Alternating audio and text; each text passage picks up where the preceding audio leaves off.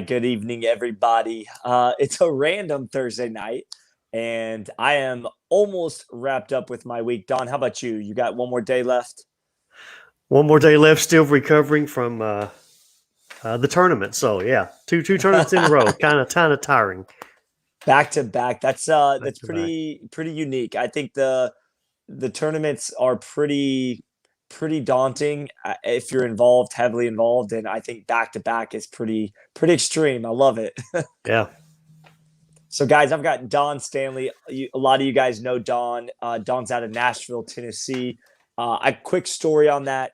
I've told this a couple of times, but my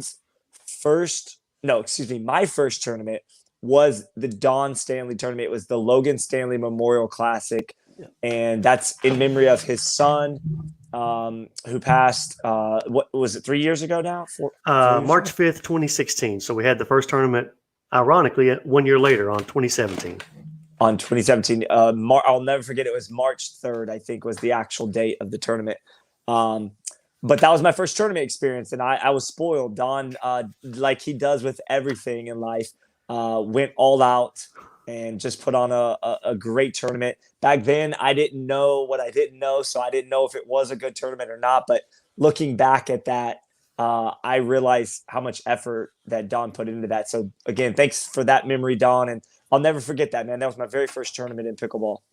I remember saying, "Who's this guy running all over the court?" We'd had, I think, 20 or 30 phone calls before that. Which was, I loved it. But yeah, it was a good memory. I wanted everybody to walk away with a good memory of my son's name. So yeah, it was good. You absolutely did. And so anyway, that's just a quick story on Don. He's amazing. It's no wonder that Don's the head of the PPA referee crew. You have done. Let me just say first, before we jump into all the rules and stuff, let me just say to you personally and professionally, you have done a phenomenal job getting these referees, just being in the mindset of professionalism. It started with, I think initially it started with getting everybody to look uniformed, look sharp, carry yourself in a certain way. And from there, you guys have started to line up the pieces.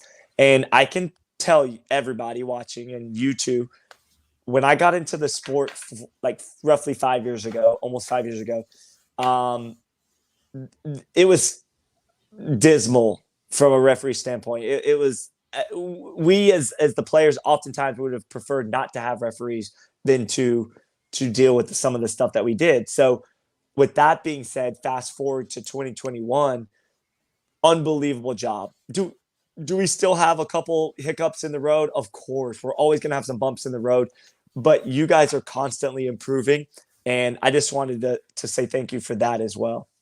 I appreciate that, Scott, and I in turn want to thank Connor Pardo and PPA for giving me flexibility. They pretty much anything I want to do, he's always been, hey, do it. So I appreciate that. I want to bring up a good point. I think this is, maybe a lot of people don't know this, but when refs come to ref at PPA, of course they're all USA Pickleball trained, and they do a great training job. That's the reason we all have refs. But I ask, and now I say I don't let them wear their L2, L1 designations. And here's why. Just think about this for a second. If you were at a tournament and you're playing, and you're on a court here, and there's players on a court right beside you, and you're getting ready to play a match, and you see two refs coming to you, all right? One ref has on the certified referee shirt, and another ref has on the L2, level 2 designation. If that L2 comes to your court, there could be the chance that you go, oh, we only have an L2. We don't have a certified. So right off the bat, there could be a chance for, we don't have as much faith because we only have an L2. And I'll say this, and I love every ref out there, some L2s are better than some certifieds I've seen. So it's not necessarily a quality thing. So for us, we all wear the same thing. We all wear the same shirt. And I tell people, I like that their name's on the shirt. I like that. But I say, don't wear an L2 and L1, and they just might assume you're certified. Plus, I really like that aspect of it. I'm glad we can do that. So, Absolutely. No, that's great. And like I said, I think just in overall the vibe right now from the referees is good. It's one of excitement when the tournaments are there. You guys seem to have become like a cohesive unit. Of course, there's always the dynamics at play with personalities and different people in different situations, but overall, you guys seem to be a good cohesive unit.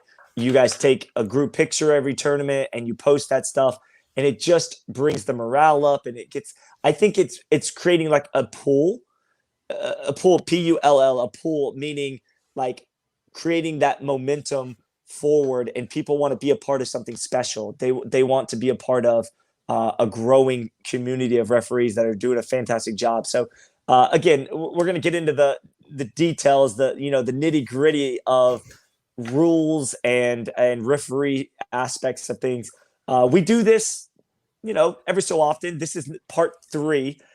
This is the second part of part 3 because we tried this a couple weeks ago in Vegas, and I just saw like a blurry face and some really bad audio. Yeah. Thanks. Well, I don't want to say it was the hotel Wi-Fi because the rooms were comped, so nothing but good things about the hotel. So yeah, it could have been better. Nothing, nothing like being at home, right? That's true. So let's get into it, Don. Okay. The first thing I want to talk about is at the PPA Texas Open Championship Sunday on Fox Sports. We had a very, very interesting situation happen. I just want you to talk about it. It was in the men's doubles pro gold medal match. A ball was hit, and then there was some question whether the ball was cracked or dented. And then there was like a replay of it. So let's just talk about it. Run us through the situation.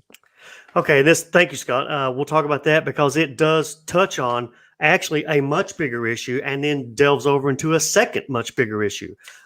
So just to really set that up, long story short, Ben Johns hit a ball and, it landed mid-court and then honestly took the highest bounce I had ever seen a ball bounce in my recollection.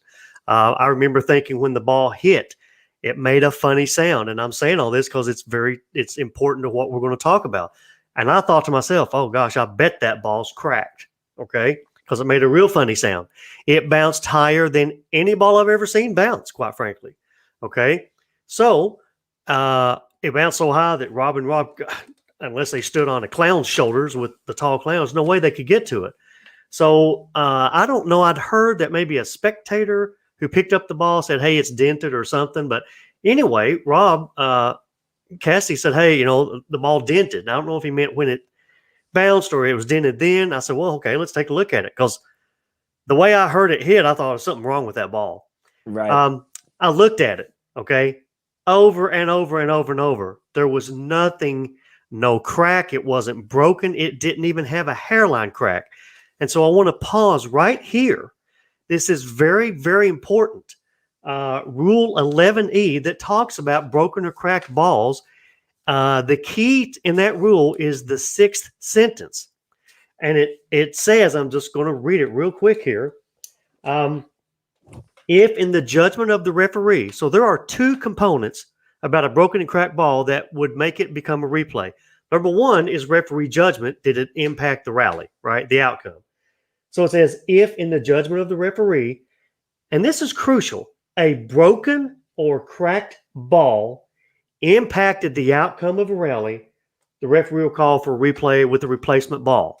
So, and double check this with Mark Pfeiffer before I was going to come on here and say this. If the ball is not cracked or broken, and hear me, everyone, I hope this doesn't become an issue on the courts. If that ball is not broken, meaning unplayable, split in half, or if it doesn't have a crack or even a hairline crack, there is no replay possible. And I want to say this, not because it bounced really high, not because it sounded like something crazy happened, not because it took a weird hop. None of that stuff matters if that ball's not cracked or broken. So when they bring you the ball, if it's not cracked or broken or even has a hairline crack, there is no possible way on heaven or earth or hell that can be a replay. Okay. The second part is if it is cracked or broken, then also the referee has to determine in their judgment it impacted the outcome of a rally. So there are two parts to having a replay on a ball. But again, out of round, warped, deformed, dented, crazy sound, high bounce, the moon's in the seventh house. None of that stuff matters. If that ball's not broken or cracked, there is no way you can have a replay. Okay. That's crucial. I think a lot of people think that if it bounces funny, or if it sounded weird, or if it didn't look like a normal ball bounced, okay, fine. But if it's not cracked or broken, we can't even begin to have a replay. And so I want to delve into a second issue, Scott, which means don't ever, and don't confuse my frustration for its passion is what it is. I don't want this to become part of a game. Don't ever stop a rally because you think something's wrong with the ball. Now, that even says so in the rule. If you suspect a ball is cracked or broken, play out the rally. So we had a situation in Orlando where somebody thought the ball was out of round or warped and stopped a rally. Don't do that because especially, number one, don't stop a rally because you think a ball's warped. And the reason being is a player takes the rule book into their own hands when they stop a rally because they think something's wrong with the ball. Okay, that's a referee judgment. Always finish out the rally. Talk about it afterwards. And one last thing, and I'll get off this soapbox. Let's say the ball did bounce funny or sound funny or they throw it up in the air and it has kind of a wobble to it. I've got no problem replacing the ball. Okay, fine. Y'all don't want to use the ball? Fine, we'll use another ball. Interesting, I'll say this, in that match with the ball that people thought was dented, we used that ball the rest of the entire match, the rest of game 2 and the rest of game 3. Okay. So I've got no problem replacing a ball if players think it's weird. But again, folks, if it's not at a bare minimum cracked or broken, it doesn't even qualify for a replay. And now I'll listen, Scott. So, well, you're not going to listen for long because my question is, what if you have two teams on the court, and what if one team thinks the ball is out of round, warped, whatever, playing oddly, and then they take it to you as the referee, and you say, well, the other team has to also agree, and they don't agree. What happens? Or let me ask you like this: do all 4 players have to agree that that ball is not playable? Take everything you said there and throw it out the window, because that's another thing that people are confused on. There's a general concept out there that as long as all 4 players agree on whatever, and we'll get into it more specifically, as long as all 4 agree, well, we can have a replay. That is totally not true. Okay, there are set times in the rule book when you can have a replay, and I was searching the word replay. It's a valid hinder. Ball goes over the net, hits the crossbar, wrong score call, line judge calls it out, and the referee overrules as in. There's set specific times when you can have a replay, and there's one that's kind of vague. There's one that says, if a situation happens, and it's almost like a catch-all, if a situation occurs where the referee has no clear rule to stand on and really has no way to make a decision, in that case, in that rare case, the ref can call for a replay. But just because all 4 players want a replay is nowhere in the rule book other than if you don't have a ref, okay? There are 2 situations that if the ball was broken or cracked, yes, all 4 players have to agree for a replay. And then there's the one where if I call MVZ or service foot fault on the other team and they disagree with my call, that's a replay as well. But with a ref, this theory of, well, if all 4 of us agree, then we have to have a replay. No. And here's why no. If that were a rule or a principle, it would gigantically open a big can of worms and a big process for a domineering personality to, quite frankly, bully the other team into a replay. For example, you've got a pro match. It's the first round. The number 1 seed's playing the number 16 seed. And the reason the number 16 seed is in there because they paid the money, okay?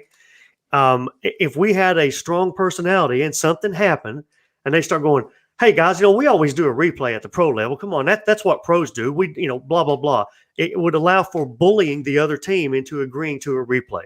So there is no such concept that if all players agree to a replay, the ref should call a replay. It's just not in the rule book, and there's a reason it's not in the rule book. Now, I want to admit that early on, I would offer this for some of the younger referees out there. Sometimes you have an issue, okay, where, okay, they did something. I have to call a fault. Right. Well, the one team, they're all, let's say they're all friends. Well, the one team, they don't really want to cause a fault to be called on the other team. I mean, they're all friends. They say, let's just replay it, okay?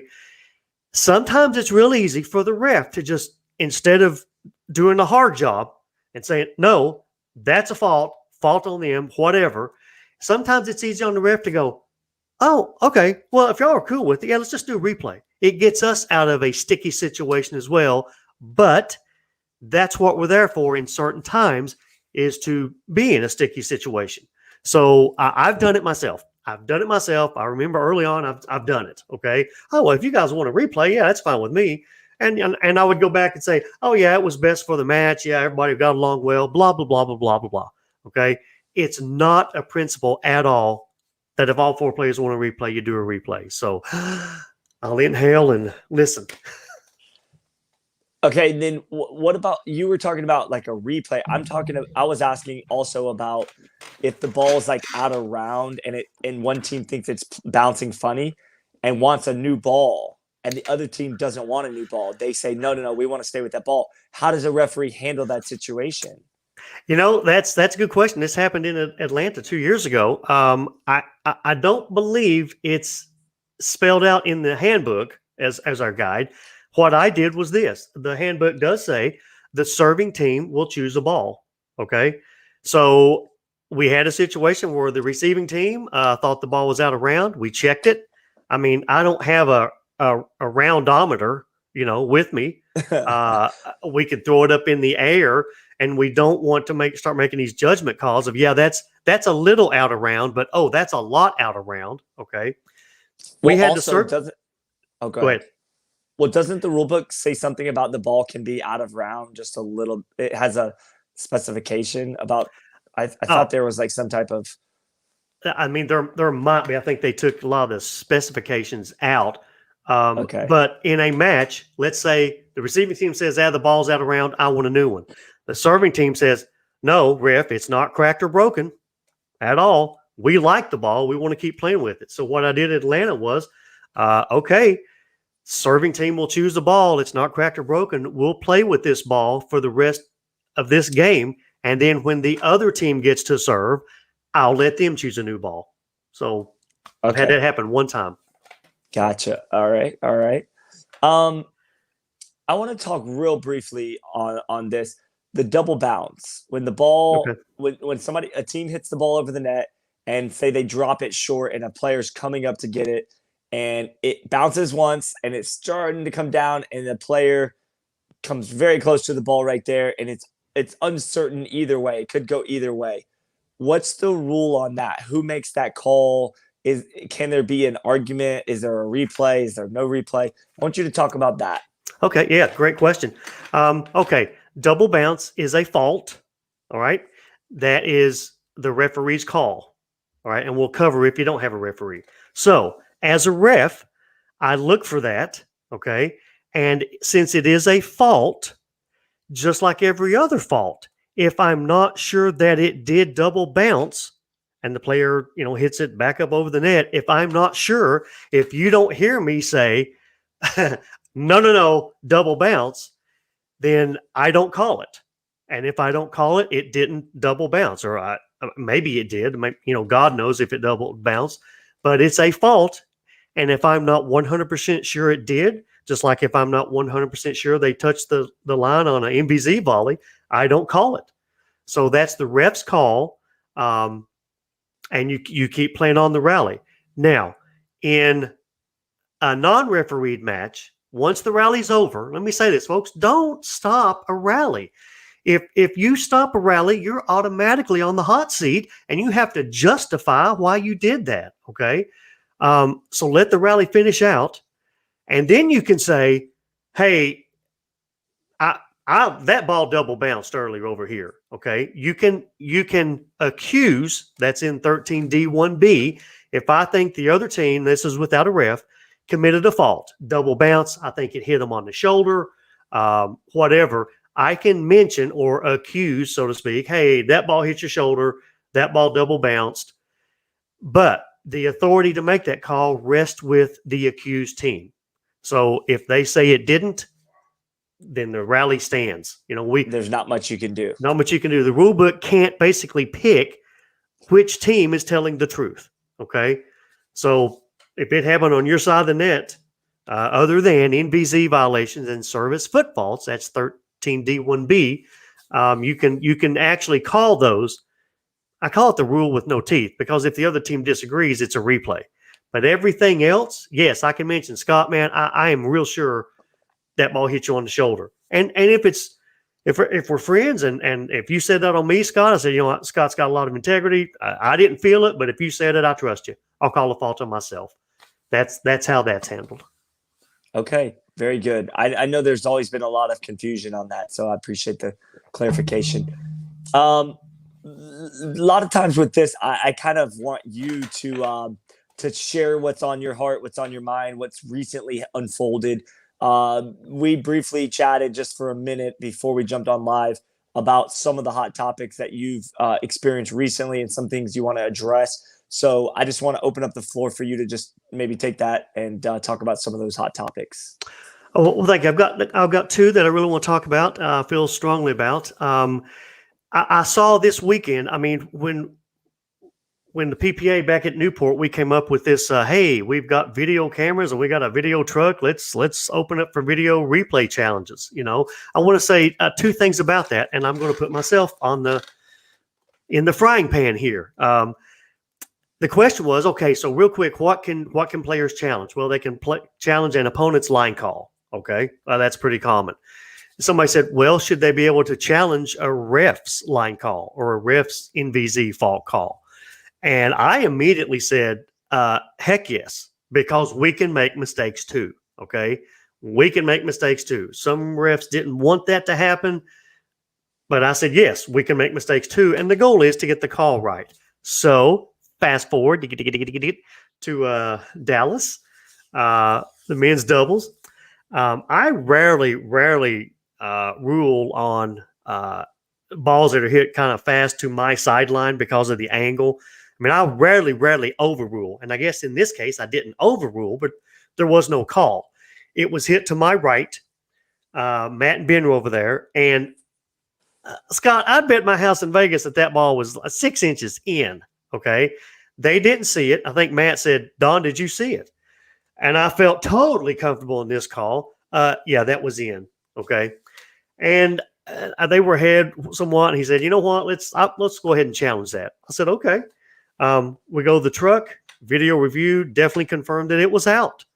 And so I blew it. I messed up a call. But the good thing was, if we didn't have a policy where refs could be overruled on line calls, that would have been bad. So I agree that refs can be overruled on line call judgments or things like that. So let's talk about this for a second. We're looking hard at what should be allowed to be reviewed. And we're talking with a lot of refs, working with Mark Pfeiffer, Byron Frezzo, because we all want to be on the same page, because I know this video replay is just going to expand from here, okay?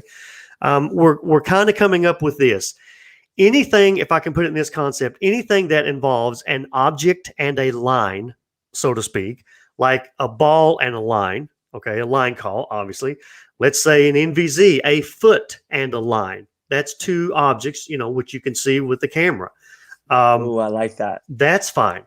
But things that you can't challenge, I mean, the NFL has some things that aren't reviewable, okay? A lot of judgment calls, like distraction or technical warnings, right? I mean, that's all subject. I mean, everything we do, if you think about it, is a judgment call. you stepped on the line and I made a judgment that your foot touched the line during the volley, right? So everything we do is a judgment call. But to be more specific, if it's a subjective judgment call, like, for example, a real simple one, profanity. If I give you a technical warning for profanity, in my judgment, in my subjective judgment, you crossed the threshold, that's not going to be challenged, okay? Because you're just going to lose. How can a camera, a video replay, rule on that? So we're really trying to get into what can be reviewed and what can't. And I'm thinking it's coming down to line calls, NVZ foot fault calls, overrules, things like that. Nothing with a specific judgment. And we'll hone that process and make it better. So I see that you have a question, Scott. Well, what if a team thinks that a ball was dented and made it bounce funny? Okay. Was it cracked or broken? That's if it's not cracked or broken. And again, 11E says did the ref determine that it impacted the outcome of a rally? So that there is a judgment call. It's a judgment call. So if they want to replay on to see if a ball was dented. Okay. Let's say that it was dented. But going forward, we obviously it was allowed. Yes, and here's why. Let me say why. Thank you for that. Because we told them at the beginning of the match, each team is allowed one challenge per game for anything, right? So at that point, I never want to comment on how much I like players because I don't do that. That's unprofessional. But I was really hoping that they wouldn't challenge a dented ball that I was holding in my hand that looked perfectly fine, because I knew the only reason I allowed it is because I didn't want to take that option away from them. Because they could say, "Hey, Don, you said we could have one challenge, and I'm challenging." I said, "Oh, okay." So we're going to get. I felt it was a waste of a challenge. Okay, and that's go ahead. But going forward, right? You will have more specific things in place that they can and cannot. So if somebody says, if I'm playing in a pro match or whatever with replay, and I go, Don, I want to challenge that they were cussing during the point or something like that, silly. Yeah. You can just shut it down and say, sorry, we're not allowing replays for that or whatever. Yeah. We will have specific guidelines. You can review line calls, referee line call overrules, NVZ foot faults, crossing the plane of the net faults. That's all, physical, a foot, a ball, a line, a crossing of a plane. All those are physical qualities that a video camera can pick up on, But you couldn't there won't be a replay for like a discrepancy in the scoring, right? Like if a player just figures out that there was something amiss, like we'd like to challenge, can we go back and see if the score was incorrect? So a wrong score call, a player out of position, those we also we now use a four person crew. We have a lead ref, a second ref. We have what I'm calling it, I guess, a tracking ref. They're close on. You've seen them on near the video booth. They have a score sheet and they're tracking along right with the lead ref. Okay. Then we have a person in the truck for a video replay challenge. The tracking ref is there for simple, quick answer situations like, Don, what's the score? It's 5-4-2. No, I think we're only on one. I'm going, no, it's 5-4-2. Y'all came in at 4 and blah, blah, blah. And no, we're on 1. Let's say I'm not sure. I can real quickly look at the tracking ref and I go, are we on 1 or 2? And they'll say 2. So they're there for quick answers in case the ref needs a quick, hey, back me up on here. Is it 1 or 2? Things like that. So those won't be replayed. We can figure that out with the score sheet, like out of position. Hey, ref, that was the wrong receiver. You missed it. Oh, that's right. I missed it. My bad. Wrong receiver. That's a fault. So those things won't rise to the levels. There's no need to waste a timeout possibly on that. So, okay. All right. So let me expand on another thing there. We implemented this, and I think this is a good thing. Under the current guidelines, and again, we're always striving to get better. We had some situations in Orlando where What I call it is this: when there is a blatant error condition. That's the words I've come up with, and let me describe it. Let's say that the banded player, starting server, is in the right-hand court and they're going to serve, right? We know that their score has to be an even number. We know that. So let's say the lead ref calls out 5-4-2, and we see the banded player about to serve from the right-hand court. That's what I call, we have a blatant error condition. It's not met yet, right? Because they could ask, wait, ref, don't we have 6? So it's a possibility. When we have a blatant error condition, and the error condition is one of two things. One of two things is wrong there. Either the ref called the wrong score, or the server's about to commit a fault, okay? So we have a red flag being thrown up. If he calls the score and that person serves, the second ref can give a little bit of time to see if the lead ref catches it. Because the lead ref, I want to say this, folks, there's a lot of things going on in the lead ref's mind. Keeping track of everything, how many timeouts, this and that. There's a lot of synapsing going on in the lead ref's mind that the second ref doesn't have to do. So maybe they're more freed up to focus on the ref said 5, band is serving from the right. Once the band hits that ball, we've got a problem, okay? So when that happens, because what happened in one situation in Orlando, it was 9-9, 1 or 2, I don't believe. Actually, it was 8-9. Person served, they won the rally. Now it's 9-9. For whatever reason, that same person served again from the right-hand court, okay? So now it's 9-9. Lead ref didn't catch it, but the second ref was sitting there inside their shell trying to jump out, going, this is wrong. This is wrong. Okay. The rally happened. That team won.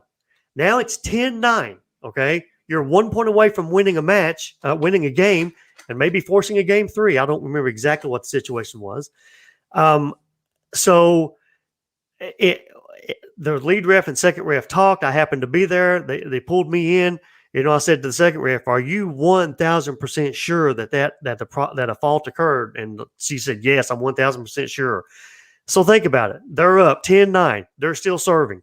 They're about to win game 2 and force a game 3, and we have to go back and take away that rally, okay? Because it was a wrong server fault, okay?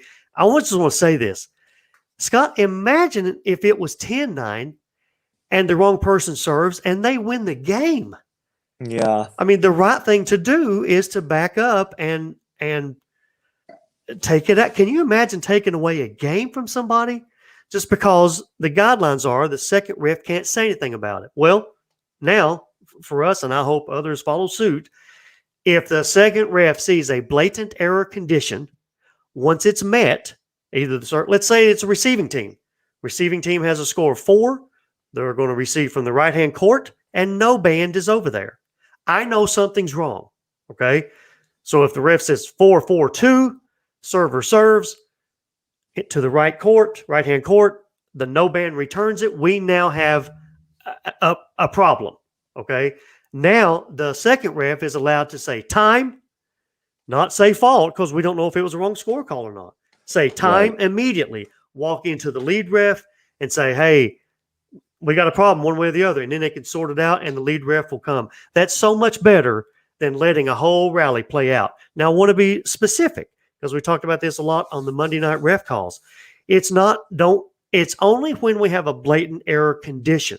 It's not because I think they're not the right server or I think they have 5 and when they have 6. It's when we have a score call that doesn't match up with who's serving or receiving. Once that condition is met, the second ref will give a little bit of time, just in case the lead ref misses it, and then call time. I think that's a very good thing that everybody should implement. I agree. I think at the end of the day, if the ultimate goal is to get it right, and that's what everybody's after, then there should be no argument with that. That should be what should be able to happen. The second referee should help. Yeah, I mean, the server return, I mean, we just now getting the rally started, so let's just stop it there. Figure it out. Maybe it's the wrong score call. but so much better than letting a whole rally play out and having to go back and take it back. So, Okay, now along these lines, and I'm asking these questions because there might be people out there who are unsure of how this works. okay. So let's say there's an incorrect server, okay, incorrect server, and the referee doesn't catch it for 3 points, and that team wins 3 points in a row. Okay, they win 3 points in a row, incorrect server. And on that fourth serve, the referee like panics or realizes, oh goodness, I've just missed 3 points in a row and I just figured it out. What happens in that scenario? Okay, two answers here. Excuse me. And one is this. When it's a wrong server, wrong receiver, whatever, out of position, the rule is up until the next serve occurs, you can go back and fix that error. And they say, well, why is it so long? Why can it be so long? Well, number one, okay, the ref should have caught it. That's our job, okay? Number two, sometimes players won't catch it as well, and they can. But since an error happened and it wasn't caught, we want to give, in my opinion, that's why they did this rule. We want to give the most time possible to make it right. Okay. Some could say, well, up until the score call, well, up until you say side out, whatever. So up until that next serve occurs, if there was it's called poop, like a player out of position. Okay. We can go back and correct it. Now, on to your question. What if the wrong server serves, they won 4 points and the wrong server, and they just won their 4th point, and they're about to serve again, and then the ref figures it out. Okay. Well, the next serve, the serve for possibly the 5th point, hasn't happened. They won that 4th point illegally, didn't they? They didn't win it rightfully. So we're going to go back and take that 4th point that they won away and call a fault, but we can't go back any further than that. Okay. And here's the key. Once the next serve occurs, you can't back up and take any points away. So, for example, let's say they scored 4 points in a row with the wrong server. Once they serve and hit that ball to start of maybe the 5th point, those 4 points are locked in the books. Okay. Once you hear the pop of the ball, you can't do it. Okay. Let's say, though, they won the 5th point, won that rally, and then somebody brings it up. Say, okay, ref, yeah, sorry, you all did not win that 5th point rightfully, legally. We're going to take that 5th point away and apply the fault. But the previous 4, they're in the books.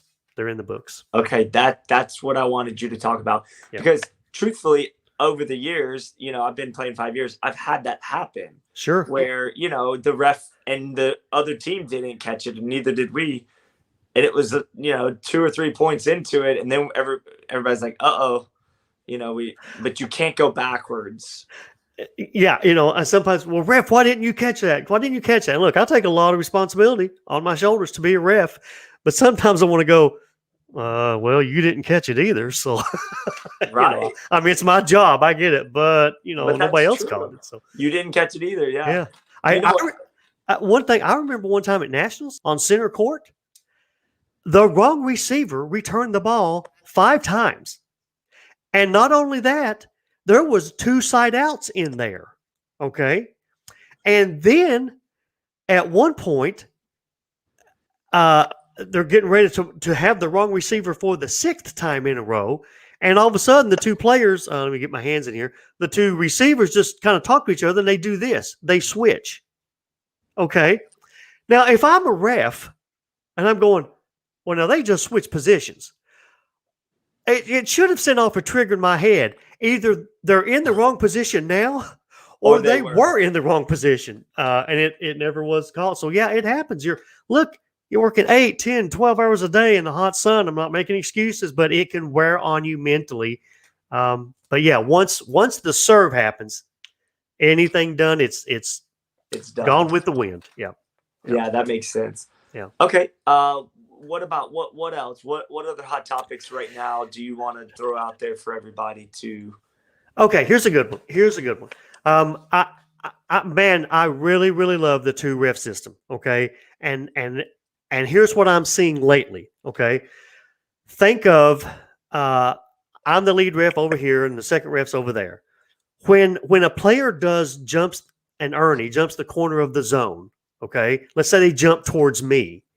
I have the let's say if they jump towards me and their feet land, I have the outside view of their shoe, okay?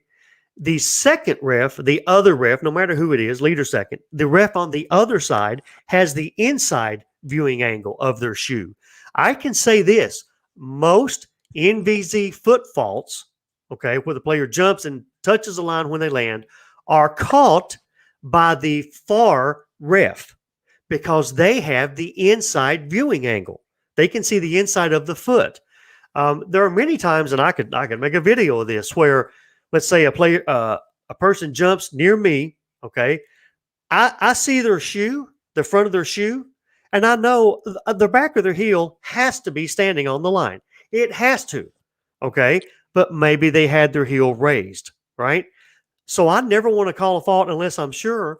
But so many times lately, it all happens quick, but a person jumps and I'll see this side of their foot and I'll think to myself, they've got to be on the line. And bam, there comes the other ref with the fault call. Okay. There's a point I'm trying to make with all of this.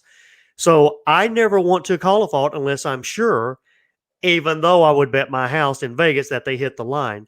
But the other ref has the inside viewing angle, and that's the accurate angle. Now, what I'm noticing is some players might try to play off one ref or the other. Okay, good cop, bad cop, mom or dad, whatever.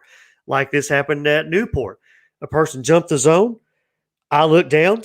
The front of his foot wasn't touching, but I knew the second ref had it covered. And bam, second ref came on with the fault call. All right. The player looked at me because it jumped to my side. Okay. They said, well, hey, Don, did you see it? Why didn't you call it?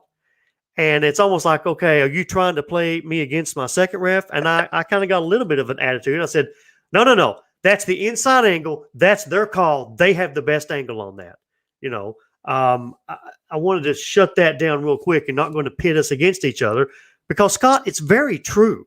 Most Ernie foot fault calls are caught by the far ref because they have the inside viewing angle and the other ref has the outside viewing angle. So that's another one. So I like that. Yeah. One popped into my head. Let me ask you about this. Okay. Because I do the pro commentary and I get to see a lot of the comments that come through as we're doing these pro matches. A lot of questions about why a referee at the non-volley zone won't overturn a bad call or a potential bad call. In other words, there's one team at the non-volley zone, the other team's at the baseline. The team at the non-volley zone gets a high ball, they smash it for a winner close to the baseline. Okay. Or the sideline, whatever. And the team that's receiving that calls it out. And the team at the non-volley zone looks at you and says, hey, that ball was called out. Like, why didn't you see it called in? How do you respond to something like that? I mean, there's some good points here to talk about. I want to bring up the first one. This is a lot of times players, get a little frustrated with us when we don't overrule line calls. Okay. And then when we do overrule a line call, they have a heart attack. You know, how can you overrule that from that angle, ref? I mean, it's honestly, it's probably the most thing where I say, you know what, there's no satisfying the players. You know, you want us to overrule. And then when we do on you, you think we're idiots. So it is what it is. Now, as far as the mechanics go, this brings up a good point. I'm glad you mentioned it, Scott. When there's a volley near the zone and there's the potential for an NVZ fault, our job is to watch the zone. Okay. Now, especially with somebody with windmilling or happy feet or maybe scooching forward, as long as there's a potential for an NVZ fault, our main job, rather compared to ruling on line calls, is to watch the zone. To me, if I see a ref, I'll see players jumping, earning, or before they even land, like the corner of the zone, the ref is already tracking the ball. For me, that'll get you off center court quicker than anything. Our job is to watch the zone when there's a potential for an NVZ. Now, as soon as that potential is over, when there's no chance that they can commit an NVZ fault, I'll start to track as quick as I can. Okay. Maybe you've seen me do it now lately. That situation where they're blasting at the zone, somebody's back at the baseline. If they're standing still and their feet aren't moving at all, and it's just a reach up and blast, I can let go of that one pretty quick if their feet aren't moving, and then start to track as quick as I can. Now, for me, I don't like to overrule when I'm turning my head. I don't trust my eyes when I'm turning ahead. But if I've turned and then I see the ball land, it's the same thing as a fault, okay? I pretty much have to see space for me to overrule somebody's call, okay? I just have to see space. I have to be 100% sure before I overrule. And that's about the only thing I can offer is I would not overrule a call because I'm 99% sure. I'm just, and most refs aren't taught to. And especially on the, let me say this about the near sideline, right next to me. When balls come sharp and fast at that sideline angle, I mean, we are perpendicular to that line and we're looking up high. It is a high propensity, high chance of mistakes, okay, because of the angles of the ball and our viewing angle, okay? So I rarely overrule a fast, sharp ball on my sideline. Now, a caveat is if a ball's dinked or has a loft to it and slowly, I mean, if it has a loft and comes down almost straight down, I've overruled times. I did at TOC where, and I remember some lady's name who said, yeah, ref shouldn't overrule that call. Look, the ball was lofty. It went up. It came straight down, landed smack dab right in the middle of the line. And they called it out and I overruled as it in. So fast, sharp balls, high chance of mistakes. Lofty balls, I have confidence in making those calls. So I hope that helps. Just refs won't overrule unless they're sure. And then again, when we do overrule, it's like, oh my gosh, how can you do that, ref? So, well, it's can't please everybody. So, you know what, Don? I know you were a baseball umpire before previously, and I don't know if you realize this either, but I was a baseball umpire for about 8 years. Yeah. And this veteran umpire pulled me aside my first year. I was frustrated one night after there was some controversy and had a couple teams mad at me, whatever. And he looked at me and he said, listen, I'm going to help you a lot here. He said, 100% of the time, you're going to make 50% of the people mad. Yeah. And then he said, so just understand that and you'll be fine. And I think as a referee in any sport, you know, when you make a call, the other team's not happy about it. And when you make another call, the other team's not going to be happy. But in the end, if you guys are doing to the best of your ability what you know is right, then you don't worry about whose feelings are getting hurt or who's upset because you know in your heart that you're doing the right thing. So, you know, that I think is ultimately what the goal is. It should be the goal. And I don't know, I slept better at night after that. Yeah, that is so true. I would offer this to up and coming refs. The people who are on the calls and hear me in the ref tent. I have a phrase. And I don't mean this in like a used car salesman, although if you're a used car salesman, I don't mean this bad, but you have to sell everything you do. And I guess what I mean by that is you have to exude confidence. The players have to have confidence in the ref or things go downhill quick. Yeah. So here's an example. Let's say team calls a ball out and the other team appeals. Ref, did you see it? And the ref goes, yeah, no, I can't overrule that. That didn't exude a lot of confidence, right? Let's say another way. They call the ball out, and then they're pretty adamant. Oh, come on. That was the ref. Did you see that? I go, at this angle, there is no way I can overrule that ball. I have to see space. There's no way I can overrule that ball. That sold it a lot better, okay? So I said the same thing, basically, that I can't overrule it, but I sold it and with more conviction, and that's important. That's important. No, it is 100%. Yeah. In any sport, if a referee is quote unquote soft or doesn't have that confidence or that charisma about it. The players and the coaches will jump all over them, and it's never good. Yeah, it's never good. And look, a lot of the things I do, I want the players to have confidence in me, so it won't affect their match. That's the whole point. Right. I'm not going to get voted the most confident ref out there. That's not the point. You got to have confidence in me, so my calling doesn't affect your match, because it is about the players. Nobody comes to see the refs; they come to see the players. You know, I want to say this in whatever small way of influence that I had last year with the rule change process, and I had no power whatsoever. I think I was an influence in removing a lot of the ticky-tack gotcha faults before the serve happens, okay? For example, I'll name two. If you change starting servers, which rarely happens, okay, if you changed and didn't notify the ref the moment you served, it was a fault, okay? That got changed this year to, if you change starting servers, as long as the banned player serves from the proper court with a proper score, what does it matter their name? The band is the key. So this year, it's not a fault if you didn't notify the ref.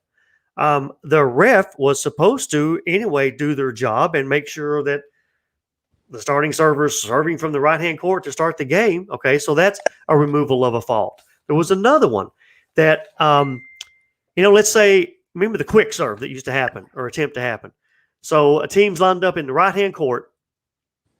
You call the score, and the server jumps to the left-hand court and wants to try and quick serve and catch the team out of position. Well, that was cleared up 2 years ago. Okay, hang on. The ref is to call time. Okay. Give the receiving team time to reposition. Okay. And then recall the score. All right. Well, we're in a dead ball state of play. The moment the ref calls time, we're in a dead ball. But there was a rule 2 years ago that said if the server served during that dead ball, that was a fault. Now, no other time is it a fault. Like, let's say it's rally happens. Okay, second server. We're in a dead ball.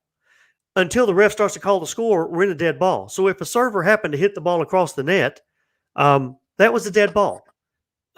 You're just wasting time, but it's not a fault. So that one was removed. That if you're repositioning now during a dead ball, and it happens quite often, I'll check the receiver, and all of a sudden, especially with lower skills, here comes the server serving. And they go, that's a fault, that's a fault. No, we're in a dead ball state of play. You can't commit a fault during a dead ball state of play other than an NVZ violation. Okay. You can commit technicals, right? But we're in a dead ball. Y'all are just wasting time. Throw the ball back and let's get to playing. So my point is, I am glad that the Rules Committee did a lot of work to remove the gotcha faults that can happen. That let the players decide the game when they serve the flipping ball. Okay. So I'm glad that happened. And I think, so that was good. So awesome. I like that. A couple of years ago, I guess it would have been 2019. I think so. We were at the US Open, and I think you and maybe two other refs asked us to help with like some type of, you gave us cheat sheet cards, and we were supposed to commit these faults. Do you remember that? Were you a part of that? I don't think it was at the Open. Was that like doing an ATS for a referee? Yes. So it was an ATS, and I think, anyway, I thought you were involved in it, but for sure. Well, you can't, let me say this, you can't do an ATS at a tournament. Now, maybe after the bracket was through, if people want to go to a court. It was after the bracket was through. Yeah. Yes, I might have been involved in that. Yes. But not during a tournament match. Yes, that's correct. No, This was like we were hanging out, and then you guys came over and said, would you participate in this for one of our referees? Okay, yeah. So, but the reason I'm bringing that up is we had scorecards or little note cards that you gave us that had faults you wanted us to commit. Right. And to see if this referee could catch them. Right. All right. And then also when they catch it, what they needed to do to assess the fault. Okay. Yes. So I remember being a part of it, and I want you to kind of touch on some of this stuff because some of it was confusing.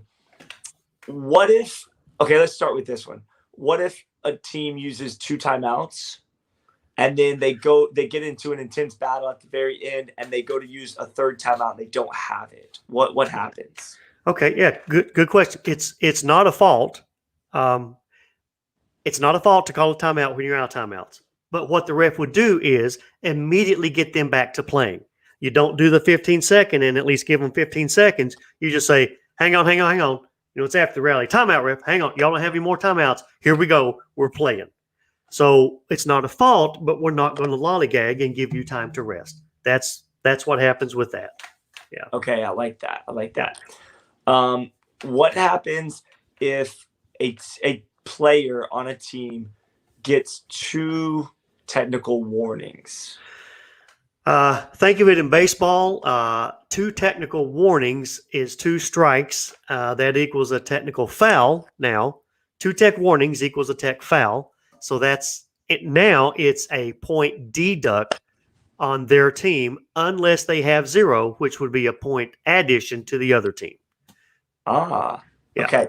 And then what if when they have those 2 technical fouls, which equals technical warnings, which equals a technical foul? Right. What if after that scenario happens, they throw their paddle like 30 feet because they're upset and you hit them with another technical? Okay. So it used to be 3 strikes and you're out, meaning the match was over. Now it's 4 strikes, and I'll play it like this. Let's say 2 technical warnings. Get my hands in here. So now it's a point, either deduct or add. Another technical warning is 3 strikes. That game is now over. Okay, let's say, but it's game number 3. You lost game 2, but now you got to play game number 3. One more technical warning is 4 strikes, and the match is over. So really look at it this way. 3 strikes. Let me define this. A technical warning is 1 strike. 2 technical warnings is 2 strikes and equals a technical foul, which means there's a point involved. You can, right off the bat, commit a technical foul. Usually it's the flagrant, excessive profanity, throwing a paddle real hard, and put somebody in danger, whatever. So you can get a full-blown technical foul right off the bat, okay? And that's 2 strikes. So really, if you think of it this way, 3 strikes and it's a game forfeit. 4 strikes and now you've lost the match. So it used to be 3 strikes, you're out. Now it's 3 strikes, the game is over. 4 strikes, the match is over. I've never had anybody do that this year. So, yeah, I noticed you said this year. Yeah. So also, Scott, if you want one other subject, the rules for next year have been posted online, and it shows the rules committee vote tallies. So that's now public knowledge. If you want to touch on that, it still has to go for board approval, but the rules submit for next year are now public knowledge online, and you can see what's been approved by the rules committee or what has failed by the rules committee. Okay. So do you want to talk about any of those? Well, I haven't looked at it yet. The first one that comes to mind is the chainsaw serve or the variances of serves. Is there anything that has come out on that? Yes. Pending board approval. Now, Mark, I'm watching what I'm saying here. So basically what's been approved is this. Your non-paddle hand. I'm going to see if I can show this. Your non-paddle hand. You remember the Addams family? Remember the hand that used to come out of the box? Okay. Exactly. Think of it that way. Cut your non-paddle hand off at the wrist. All right. Whatever that hand can do, spin, toss, flip, spin, whatever that non-paddle hand only, that's the key word in that rule. Only the non-paddle hand only can release the ball. Whatever you can do with the non-paddle hand is free game. Okay. So, and the reason it says only is you can't take your non-paddle hand and swap it off your arm or swap it off your hip. Okay. Cut your hand off at the wrist, and whatever you can do with that hand, spin, snap, toss, whatever, that's fine. So that's the rule for next year. Pending board approval. Morgan Evans is going, I've been doing that for years now. I know. No big deal. And now he's going to give classes and teach people how to do it. Yeah, he'll be making some money off of classes doing it. But no, that's good. That's good. I'm not going to ask your opinion on it. I just appreciate you giving the insight. Yeah. What else? I'm not even Uh, familiar with any of the yeah, new. there's not a lot. There's only about 15 this year. Oh wow. So yeah, that's great. The ones I really like, probably the one I like most as a ref, is next year, pending board approval. Let's just say I won't have to say that anymore. All right. Now I love this. I love this. A referee can give each team one verbal warning to each team for anything. Okay. And I'm going to explain that a little bit. I think it's going to be a tremendous, tremendous tool for referees to help control the match before it starts to boil up and simmer over and boil over. Okay. Now it's just for profanity. And as soon as one team did a profanity, you had to issue it for both teams. So now it's real simple. Each team gets one verbal warning, and it can be for anything. So team A could say SHIT, and they would get a verbal warning for profanity. Team B could say SHIT, and they get a verbal warning for profanity. So it's nothing global. It's almost like technical warnings. Technical warnings and technical fouls are specific to that team. Same for the verbal. But I think it's going to be a great tool. Like let's say you hit the ball hard into the net or medium hard into the net, right? Okay, should I give a technical warning for striking the ball too hard? Maybe it didn't rise to that level, but I could say verbal warning, striking the ball. I think it's a great tool to say, hey, you're about to cross a line. Now, I'll say this. You don't have to give a verbal warning first. You could throw your paddle so hard you could automatically get a technical foul. You could hit him with that. Yeah. Right out of the gate. But you can't. I think it's going to be when I feel myself going, oh man, that was close. I now can give a verbal warning and hopefully calm the match down, calm the players down, not let it impact their match and let them play the game.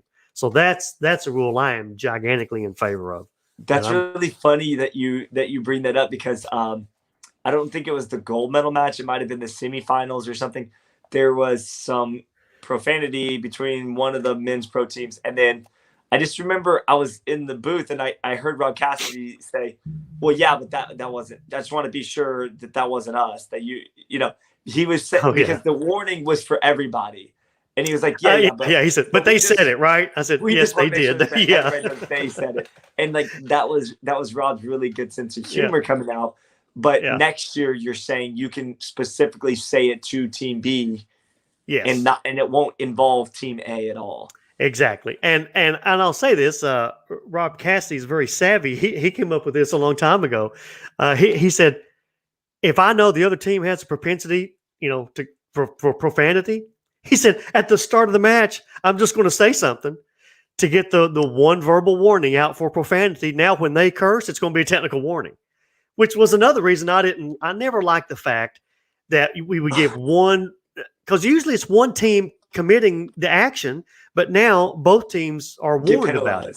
And that was pretty savvy. So that's very savvy on Rob Cassidy's part. Okay, here's this one. I take it back. This is the one I love the most. Oh, yes. And this is a hot topic. Now, coming out of a timeout or whatever, the ref can give the 15-second warning. That's just to let people know we got 15 seconds and we need to get this thing going. Okay. Now, though, the wording is going to be when the timeout is up, the ref will call the score when the players are ready or should be ready. It's the same wording that the ref uses every time after a rally's over. Okay. So this issue that handcuffed refs, in my opinion, that when they got to 60 seconds, the rule said, by George, you'll call that score come hell or high water. We don't care if nobody's on the court yet. You call that score. I hated that rule. I hated it because it caused issues of players serving to empty courts and whatnot. I am so, you're going to have to get me off this soapbox. I am so glad that rule is gone because here's the thing. Refs, you have plenty of ways to control the tempo and pace of the match. All right. When I call 15 seconds, especially on center court, we don't call it because video people tell us when to go out of a timeout.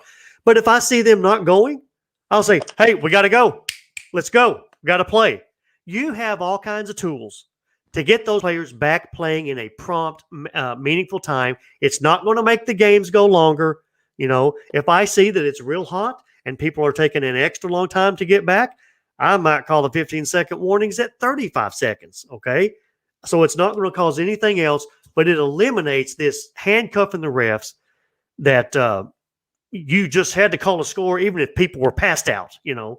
So I love that rule. I love that rule. Yeah, that's great. And also I've noticed, I don't know if this has been always been in place or if it's just been recent that you guys have kind of changed, adapted a little bit, but a lot of the pro players, especially during the summertime, it gets very hot. You know, they need time in between points, not to stall, but to literally go towel off between the points. You see it in other sports. You know, tennis has the ball boys and girls. They'll bring the towel over. They'll towel off, whatever. You guys, I seem to notice you guys are allowing them between the points to go over there, towel off, and then come back, and then you'll call the score. Is that talked about amongst you referees, or is this unspoken? Talk about that, because I've noticed a change. Yeah, well, I mean, they took out the word hydration break, right? But now players are allowed to quickly get a sip or towel off, and the ref will get them back in a meaningful, as long as it doesn't impact the flow of the game. And that's up to the judgment of the referee. If you feel like somebody's causing a deliberate, stoppage to the flow of the game. Yes. Now, I've never had to do it, but if I felt the receiving team was taking a long time to get back, I start saying this: quickly. I get the point across. I've never had to yet. I've never felt it's been that bad. But I can call the score, okay? But I'm in control of the pace of that game, and I'll get the players playing back quickly. I have a concern for some refs who it's almost like they want to get a gotcha fault here. They're taking too long. I'm going to call the score. Hey, ref, get them back playing. You're in charge of that match. You're in charge of the players. Get them back playing, and don't let this get out of hand, okay? I said that with love, by the way, refs, so yeah. Yeah, and I personally, Don, like that you guys are allowing for that simply because these points go quick. They go quickly, and there's not much time in between. And so it's important for them to be able to towel off, maybe wipe the sweat off their hands or whatever. Okay, like in pro baseball. I mean, 15 years ago or 20 years ago, after every pitch, the batter didn't always step out of the box and do his routine. Now, after every pitch, they step out, do the routine. So, I'll say this, Scott. There are times, it happened in Orlando. I think they had extra humidity flown in, quite frankly, because it was so humid. And it's one thing for a player to maybe change a shirt, okay? But when they have to change their pants, I think it was Deckel said, "Hey, Don, can I go change?" And I said, man, can you do it in 2 minutes? It's going to put me in a rock and a hard place." And so I just impressed upon him to hurry. But I think at the pro level, in those conditions, there needs to be some maybe some understanding, some leniency. Especially when it's at the pro level. I mean, there's so much mutual respect for the most part. And it avoids this situation that we saw where the ref was doing her job. Okay. The ref was doing her job, but a situation happened and you have all three players. Oh yeah, Scott, we got to talk about that. The hit around. Okay? We're going to talk about that. Yeah. But before we do that, I wanted to address Kevin Osborne watching on YouTube. Thanks, Kevin, for tuning in and watching. He's got a question. I think this goes back to the new serving rule. Okay. I don't know if you can see it, Don. You're going to have to put your glasses on maybe. And it says serving player tucks the paddle under their arm, i.e. they don't have a paddle hand. Can they use two hands to spin the toss? So what he's saying is, can they stick the paddle up under their arm, hold it, spin the ball with two hands, and then pull their paddle back out and hit it? Well, okay. I want to make sure there is some wording in there that's coming for a person with a disability. Now that's some common sense, but let me ask Kevin, do they have two hands? Is that, it sounds like in this scenario, they have two hands. Yes. right? Yes. So if they're right-handed, their non-paddle hand is their left hand. Okay. Correct. But what he's saying is if they don't have an actual paddle in their hand when they go to serve, can they use the two hands to spin the ball and then grab their paddle? No. That's what I thought. It's like I said, the intent and goal of that rule, cut your non-paddle hand off. The non-paddle hand is going to be the one you don't play with normally, okay? Most people are either right-handed or left-handed. That's the only body part. And thank you, because I'll put that in the change document as a scenario. Thank you. Only this hand. Cut it off at the wrist. That's the only body part that can touch the ball to release it on the serve. That's a good question, though. That is a great question. And so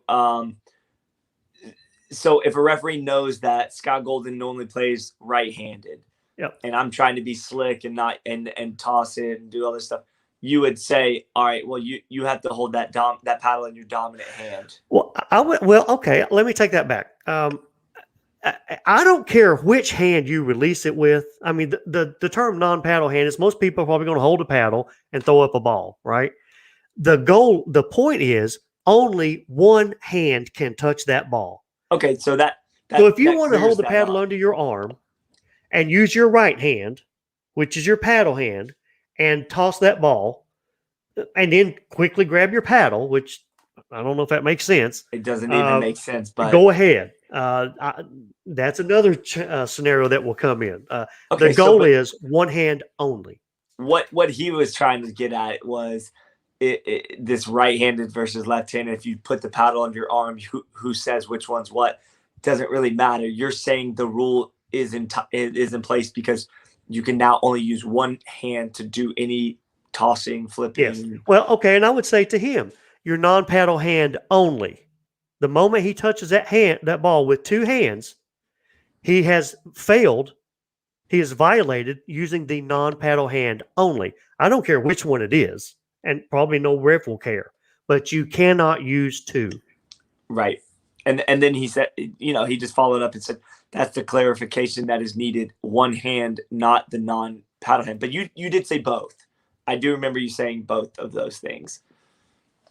You said one hand, and then you said also the non-dominant hand or whatever. So yeah, and that, I mean, that's a good point, Kevin. That rule has already been voted on. It's not going to be changed, but I'll put several of those scenarios in the change document, which could clear that up.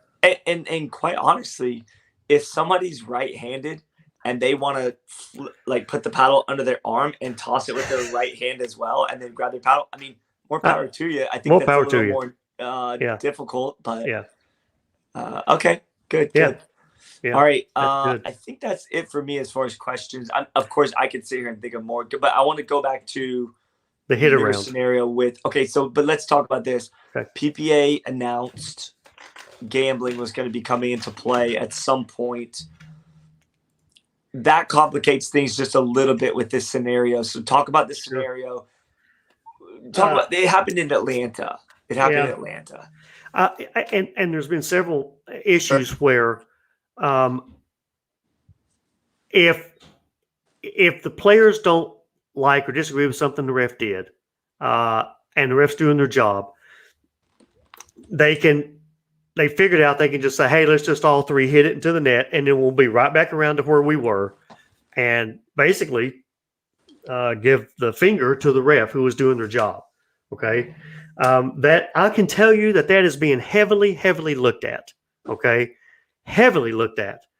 There has to be trust between the players and the refs, and that goes a long way to undermine it. Okay.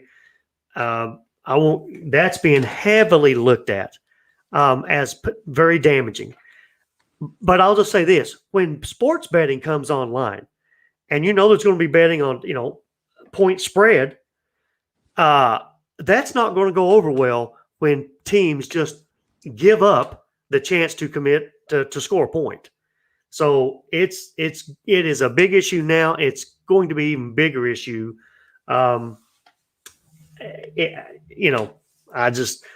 And maybe, Scott, I'm trying to be understanding here. Maybe in the issue in Atlanta where somebody was changing their shirt and they took more than 2 minutes before we start the match, maybe we can have some leniency on that if it's a clothing issue.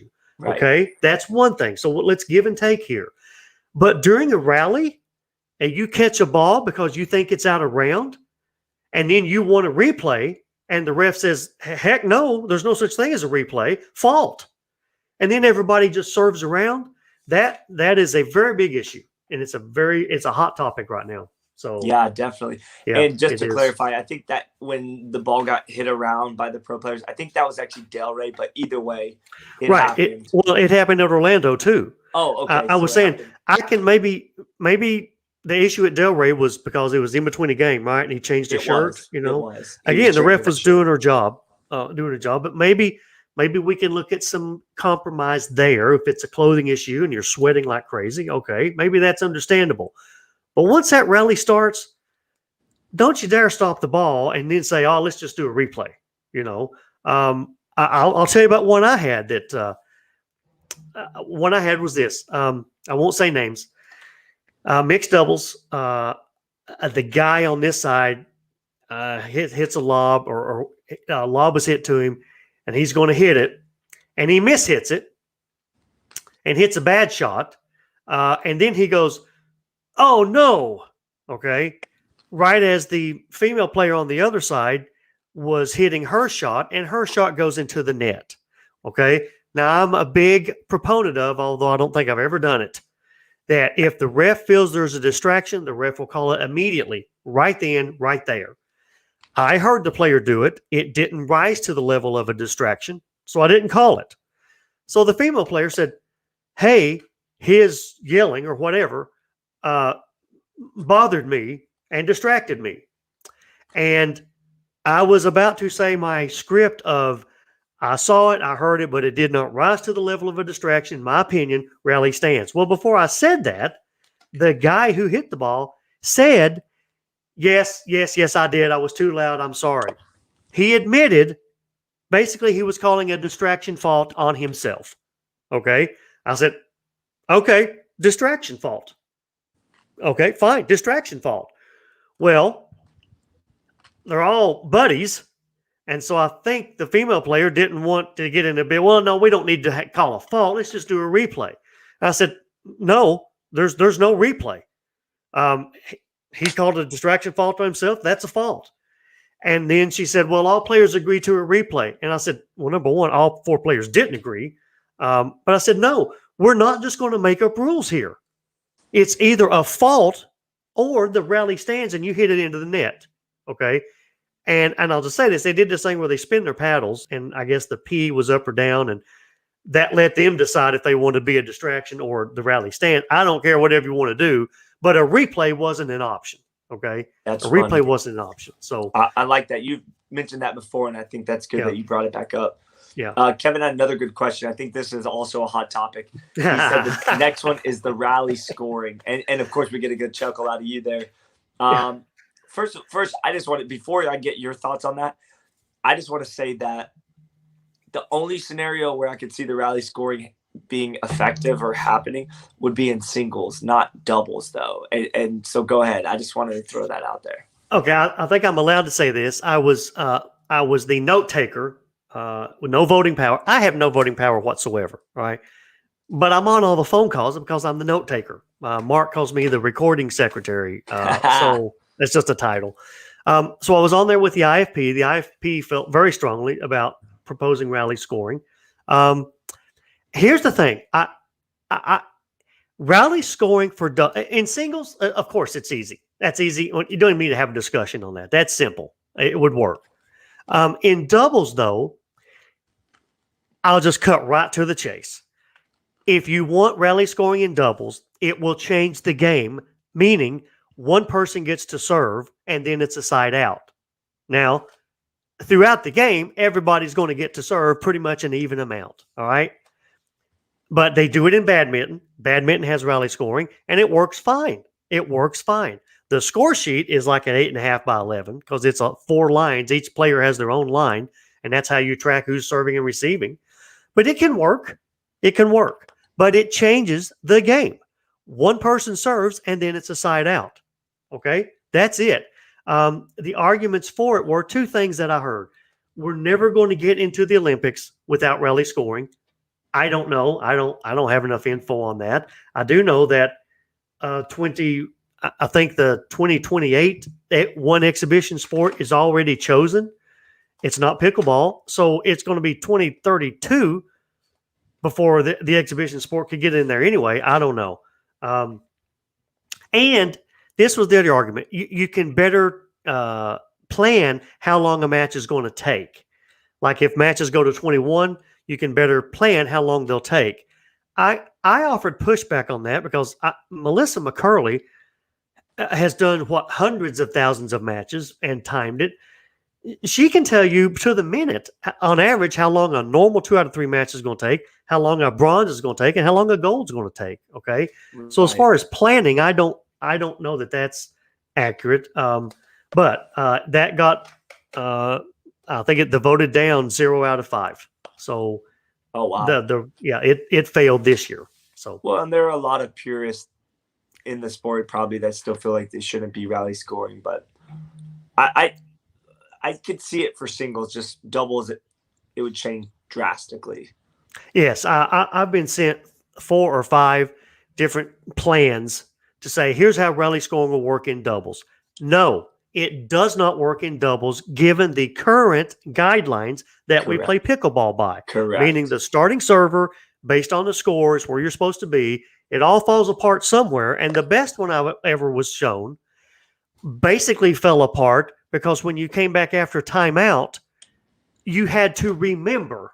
There was no way to track it. You had to remember who was serving or who was receiving. So it falls apart. So, but absolutely, it can be, look, badminton does it all the time. And all we have to do is do it like badminton and it'll work fine. But it does change the sport. One person serves and it's a side out. So that's that on rally scoring. So very good. I've got a question from Craig Holloway. It's kind of a lengthy question. Craig, thanks for tuning in on YouTube. Let's check this out. This is the first half of it. So it says a player earnies a ball, contacting the ball legally on their side of the net. Then their momentum carries their body past the imaginary net extension. The opponent returns the ball where that original player makes another earnie, but at the time they contact the ball, one of their feet is in the air and still breaking the net plane. Is it a fault? That's a good question. I'll summarize that. Let's basically, you can cross the plane once you hit the ball, right? And as long as you don't touch the opponent's court, touch the net, you're okay. But I can answer that real simple. The rule that allows you to break the plane for that shot is just for that shot, okay? If you were trying to get back and they quickly hit the ball back to you on the next shot, okay, then on the next shot, your body was across the plane before you hit the ball, and that's a fault. Okay. But this did I answer that? That's straightforward. I want to get to this crossing the plane because I think you're going to like what's going to happen here, Scott. There was a big a rule about crossing the plane, and the player who crosses the plane should have full access to that side of the net. And basically the person on the receiving end, their side of the court, they had to get out of the way. Okay. That got debated heavily. And I think they've came up with a good solution, a common sense solution, which is really just going to be in the change document. Basically, it's this. If Scott crosses the plane legally and is over on my side, okay, I have the right to go anywhere on my side if I'm going to try and make a play on the ball. And let me give an example. Let's say, because the proposal was this. The proposal was if Scott comes over on my side, I have to give way and not interfere with his shot or stay totally out of his way, okay? And if he happens to hit me with his paddle, that's a fault on me, okay? That got debated heavily, and I think they come up with a good solution. Let's say Scott has crossed the plane legally 3 times now with the ball with backspin, and 3 times he just taps it back into the net real quick, and it dies, and he wins the rally. So he's done that. You've done that 3 times already, Scott. So now I see another ball with backspin coming. You're on the corner here, I think, doggone it, Scott, he's going to hit that ball in the net again. So I run up to try and catch the ball out of the net because I know you're going to hit it there. Okay. So in that case, if I'm just trying to make a play on the ball, thinking you're going to hit it in the net, if you happen to hit me, how can that be a fault on me? So long story short is this. On issues of crossing the plane, if I'm trying to do something and really, really make a play on the ball, which I have the right to do, then that's okay. Okay. But if I come up and do something totally distracting, like right when you're getting ready to hit it on my side of the net, whatever, if I just yell right in your face, okay, or do something crazily distracting, that's a distraction. Okay. So yes, it's common sense. You can try to make a play on the ball on your side of the net, but you can't do a distraction to try and distract the opponent. I think that's a good solution to that. I like that. What do you think about? I think it's a good solution. I think that's a good solution. I think it's a practical solution. Yeah. I like the way you guys are kind of approaching some of these things because, in the original rules, they're not always perfect. It's not always written perfect. And so having the change documents and making it more practical is always a good thing. Yeah. To me, that makes sense. I like the original rule was going to be this. If you came over to my side of the net, and you know me, I'm a strong believer. I have the right to any place on my side of the net. It's my side of the net. Right. Some people would think just go stand right next to you. Okay. And then the goal was, well, if the proposal was that if you hit the ball and then hit me, that's a fault on me. And I thought, okay, well, that's kind of opening the door to, let's say I hit the ball and I don't know if my ball is going to go in. I'll just step a little further and make sure I hit Scott. And now it's a fault on Scott. That wasn't a good principle. Okay? If you hit me, Don, I'm gonna hit you back. Just I stretch out a little further and touch you with my paddle, and now that's a fault on you, Scott. So anyway, now you can try and make a play on the ball. You just can't distract the opponent. That's a great solution. I like it. I do too. I do too. All right, we're gonna bounce around a little because some of the comments are coming in. This Facebook user, I'm not sure. I'll see who it is later, but says, did it get a separate vote for singles? Talking about the rally scoring. No, it did not. So it just was across the board, whether we were going to do rally or not. Yeah. Would there ever, and this is just me being playing devil's advocate, would there ever be a scenario in the future next year where they do vote maybe separately for something like with rally scoring only on singles? I mean, there might, heck, non-sanctioned tournaments can do that if they want. That's a good point. Rally scoring singles is flipping easy, right? I agree. It's easy. I don't know that it's that big a deal. So all right, Don Lockman has a question, and this is a good question. Yeah. Where can we find the rules that the committee passed or that is out there publicly? You mentioned it, but do you happen to know where they can see that? Yes, it's the rules.usapickleball.org. All the rules. Mark Piver did a great job this year of making sure everything was transparent. Everything that was submitted and voted on is online. Now the rules committee vote numbers are up there. They don't show who voted for what. And I'll say this: most of them were, fail 0 out of 5, or most of them were pass 5-0. 5 out of 5. So they're all pretty unanimous. Pretty much. That was pretty straightforward. So there were 72 submitted. 32 made it through the IFP with a recommendation. And then 15 or 16 of those were actually passed the rules committee. So it's got to go to board approval, but they're all up there and it shows the votes. So very cool. Very cool. I'll say this, the drop serve is staying as it is. They're just removing the word provisional. I thought so. I thought people have been asking me in my local region if that rec players saying, oh, is that going to get removed? And I said, I don't think there's a need to. I don't think they're going to. Logically, it doesn't make sense to get rid of it because it's just an option for people to have. Exactly. Yeah. So it's not. I'll say this. I know the PPA, we caught a lot of flack for, pausing or not doing the 3 rules this year. I guarantee you we're going to be doing every rule next year. So that won't be an issue. Let's talk about those. We don't have to go into detail, but that was the let serve. Let's serve, no chainsaw serve, No chainsaw. and no drop serve at the Okay. pro level. The amateur brackets, they followed every 2021 rule. But Okay. just the pro and senior pro, we didn't implement those three. So Okay, very good. And then just for people, I just know how people think because they hear us say the chainsaw serve and they're confused. I guarantee you. Can you give us some type of yes, clarification on what an actual chainsaw serve is? yes, and a little bit of backstory to that. Last year, I've posted on Facebook. There was a video of a lady who, because of COVID concerns, she didn't want to touch the ball. I get it. She would pick the ball up with her paddle and foot, like they do in tennis, right? She'd hold on the paddle face. Then she would sling the ball up for the serve, like instead of tossing, sling it up on her paddle face. And as it came back down, she'd come around and serve. Well, technically, that was an illegal carry. Why? Because the ball is live once we start to call the score.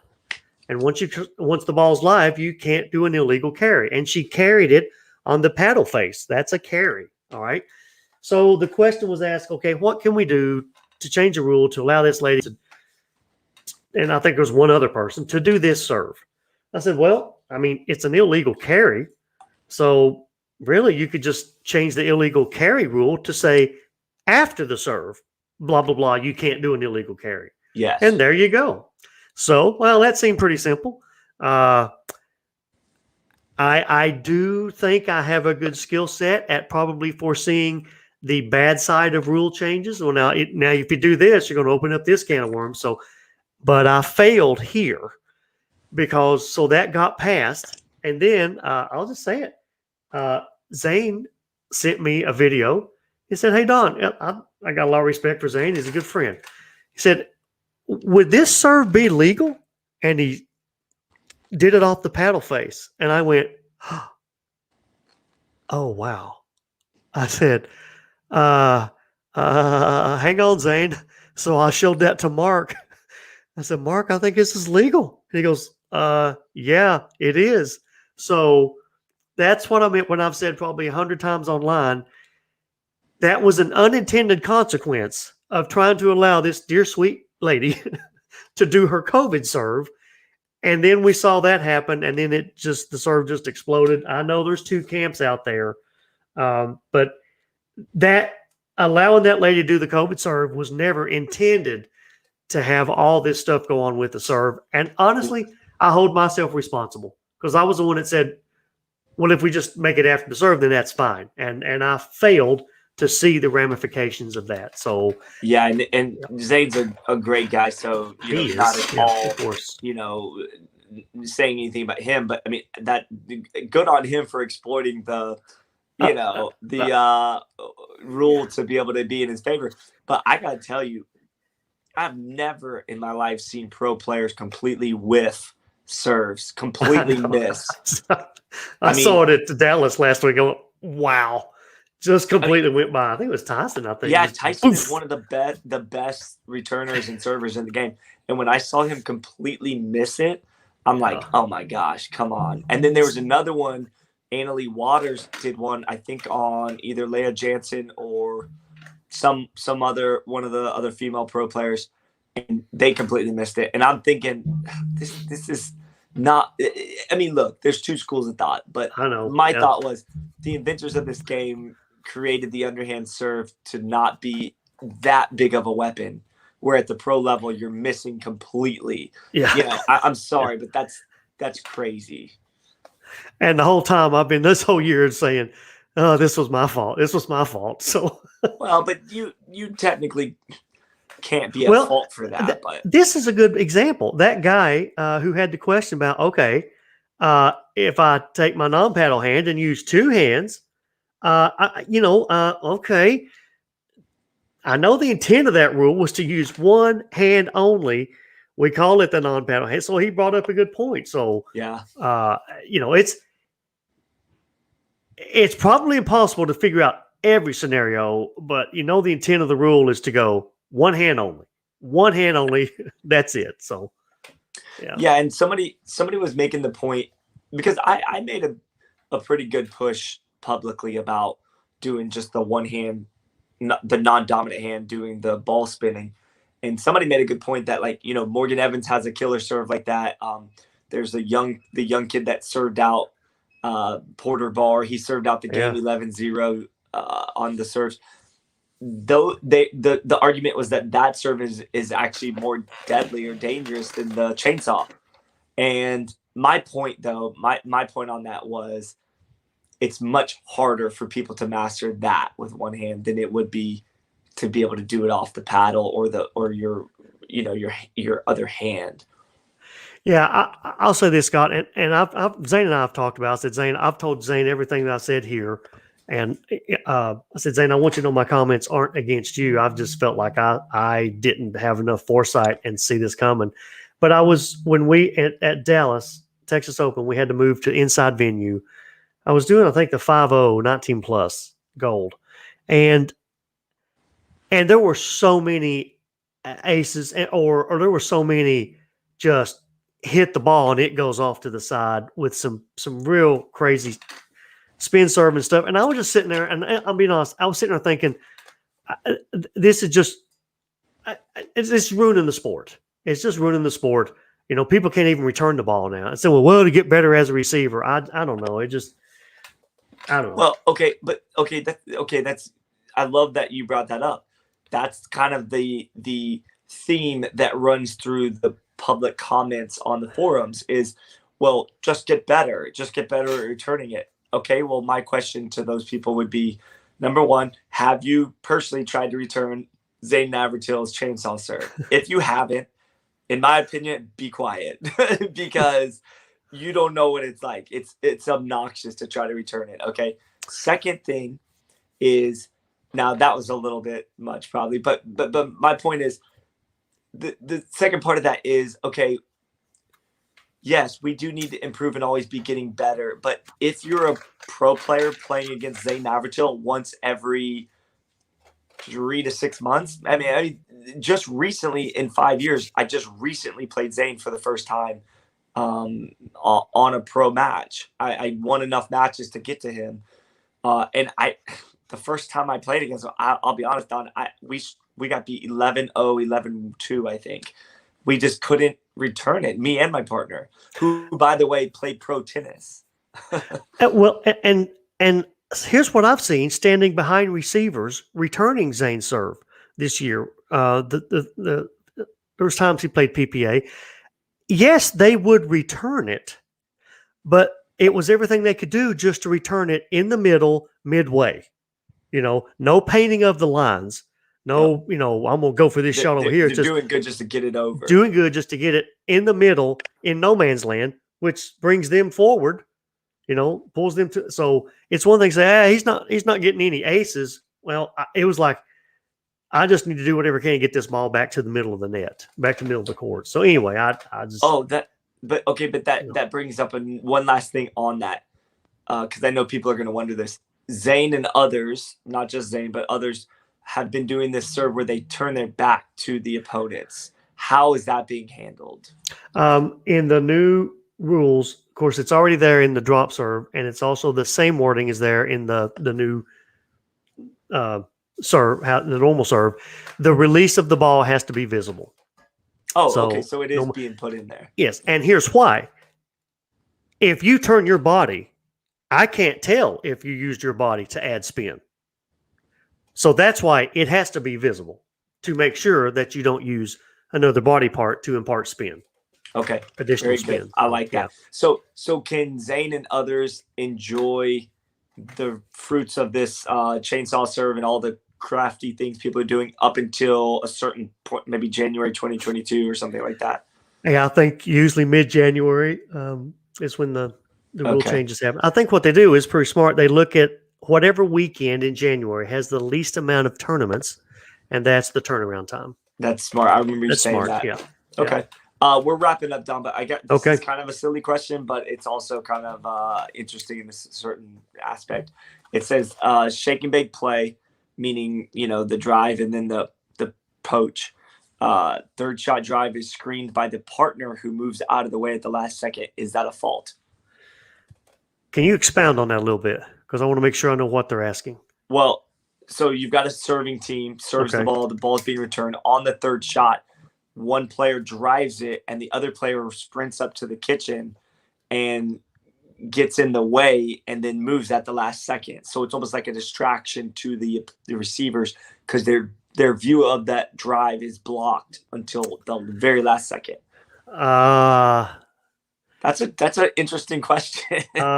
so they're just running up to get into a position, Well, yeah, you know how Lee and Annalie Waters sometimes right? put one of the players up at the tee and squat down. Yeah. So what they're saying is like, can that player screen the drive until the very last second? I mean, this is all hypothetical because to be able to do that effectively would be almost impossible. But I mean, I would say this, general thoughts here. I mean, players have access to every inch of their court space on their side, right? right, They can go wherever they want. Sounds like they're in an I formation, right? yep. Which is a little dangerous, right? I think they're Well, putting themselves at a detriment. for sure. You know what my first thought was, Don? What? My first thought was when that sucker, whoever that is, moves over to the left a little bit, and I finally see that ball, I'm going right to their chest with that ball. Yeah. I mean, from what I'm hearing, unless they're waving their arms, yelling, stomping their feet, doing something not common to the game, I don't screening. I don't know. That's going to be hard for me to call a distraction. Correct. You I know, agree. especially if you're going into I formation, you're putting yourself at a disadvantage. That's right. So I don't see me calling a fault on that. Yeah. Yeah, I Yeah. agree. And somebody in the comments also agreed that one wouldn't likely be a fault. Okay, man, that's Okay. great stuff. I think we're gonna Cool. wrap up. I know All right. you've had a long day, me as well. So I always enjoy these, Don. This is part Me too. 3. I look forward to part 4. I'm sure there's going to be more scenarios in the future coming up. And guys, if you guys have any follow-up questions, leave them in the comments, and I'm sure Don and I will be able to answer those at a later time. Sure. All right, Mr. Don. Have a All great right. night, buddy. Always appreciate your time. Thank you, Scott, very much. Thank you. All right, buddy.